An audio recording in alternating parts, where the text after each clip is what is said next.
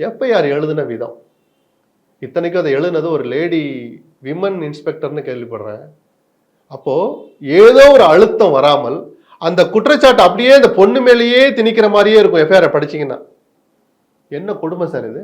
அப்ப எங்கிருந்தோ அந்த ஒரு அழுத்தம் வந்ததுன்னு தெரியல. முதலமைச்சர் நான் சொன்னேன் ஒரு சின்ன ஏதோ ஒரு இன்னொரு சம்பவத்துக்கு கூட முதலமைச்சர் அதை கூப்பிட்டு என்னப்பா நடந்துச்சு, நடு ரோட்ல ஒருத்தர் அடிக்கிறான், மயிலாடுதுறை கிட்ட ஏதோ ஒரு இடத்துல ஒரு பொண்ணை வந்து பின்னாடி தொடர்ந்து போய் துன்புறுத்துறான்.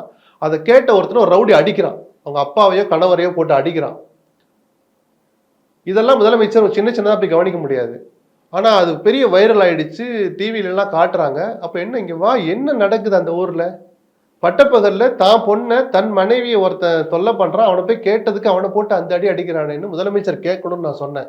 இதெல்லாம் முதலமைச்சர் வேலையான்னு கூட கேட்டாங்க சில பேர். இல்ல, சில சில விஷயங்களை முதலமைச்சர் கவனிக்கிறான்னு தெரிஞ்சா மற்ற எல்லா அதிகாரிக்கும் பயம் வரும் சார். அப்ப இந்த இடத்துல இவ்வளவு தூரம் இப்படி எல்லாம் எழுதிருக்கிறியே, என்ன யார்கிட்ட இருந்து போன் வந்துச்சு? சிஎம் நினைச்சா இப்ப கூட கூப்பிட்டு கேட்கலாம் சார்.